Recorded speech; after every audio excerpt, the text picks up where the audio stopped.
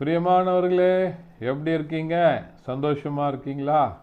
நிச்சயமாகவே நீங்கள் சந்தோஷமாக, மகிழ்ச்சியாக, ஆசீர்வாதமாக இருக்க வேண்டும் என்று சொல்லி ஆண்டவருக்குள்ளே உங்களை வாழ்த்துகின்றேன். ஆண்டவர் உங்களை ஆசீர்வதித்து வழி நடத்த உண்மையுள்ளவராயிருக்கிறார். இந்த நாளிலும் ஒரு அற்புதமான ஆண்டோடைய வசனம் வார்த்தைகள் என்னவென்று சொன்னால், ரோமருக்கு எழுதின நிருபம் 8ஆம் அதிகாரம் அதனுடைய 14வது வசனம் இப்படியா சொல்லுகிறது: எவர்கள் தேவனுடைய ஆவியினாலே நடத்தப்படுகிறார்களோ அவர்கள் தேவனுடைய புத்திரராயிருக்கிறார்கள் என்று சொல்லி பவுல் ரோமருக்கு எழுதும்போது சொல்லுகிற அருமையான வார்த்தைகளை பார்க்கிறோம். எனக்கு அருமையானவர்களே, எவர்களெல்லாம் தேவனுடைய ஆவியினால நடத்தப்படுகிறார்களோ அவர்கள் எல்லாம் புத்திரர்கள் என்று சொன்னால் ஆண்டவருடைய பிள்ளைகள். நீங்கள் ஆணாக இருக்கலாம், பெண்ணாக இருக்கலாம்.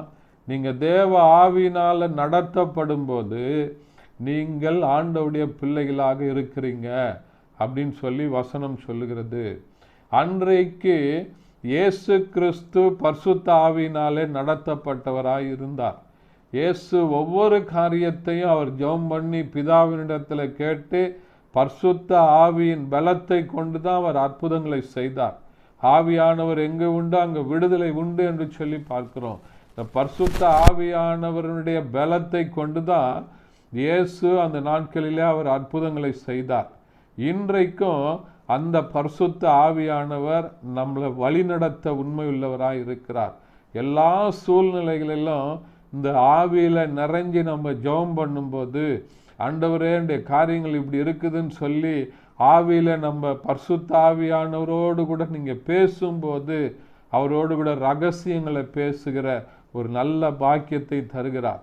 அவர் நம்மளை நடத்துகிறவராக இருக்கிறார். அவர் ஆலோசனை கர்த்தராக இருக்கிறார். இந்த பரிசுத்த ஆவியானவர் அந்த ஆவியில் நிறைந்து நீங்கள் ஜெபம் பண்ணும்போது எதெல்லாம் எப்படி செய்யணும் என்று சொல்லி தேவ ஞானத்தினால அவர் உங்களை நடத்துவதற்கு உண்மையுள்ளவராக இருக்கிறார்.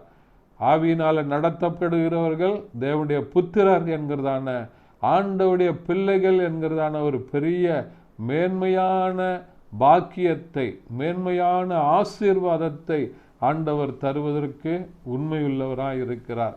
ஆகையினால நீங்கள் போயிட்டு இன்னைக்கு கேளுங்க, ஆண்டவரே நான் ஆவியினால நடத்தப்பட வேண்டும், ஆண்டவரே ஆவியினால நடத்தப்படுகிறவர்களாக நீங்கள் இருப்பீங்கன்னு சொன்னால் இன்னும் அபிஷேகத்தில் நிறைஞ்சி புதிய கிருபைகளை பெற்றுக்கொண்டு புதிய வரங்களினால் என்னை நிரப்புங்க ஆண்டவரே, ஆவிக்குரிய வரங்களினால் என்னை நிரப்புங்க அப்படின்னு சொல்லி கேளுங்க.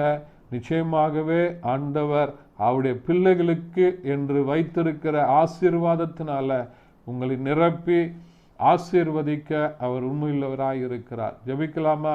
பரிசுத்த பிதாவே, மை துதிக்கிறோம், மை ஸ்தோத்தரிக்கிறோம், உடைய நாமத்தை மையப்படுத்துகிறப்பா. எவர்கள் தேவ ஆவியினால நடத்தப்படுகிறார்களோ அவர்கள் தேவனுடைய புத்திரர் என்று சொல்லி பார்க்கிறோமே. இப்படிப்பட்ட ஆசீர்வாதத்தினால் நிரப்புவீராக, இயேசுவின் நாமத்தில் பிதாவே, ஆமென். Thank you. God bless you.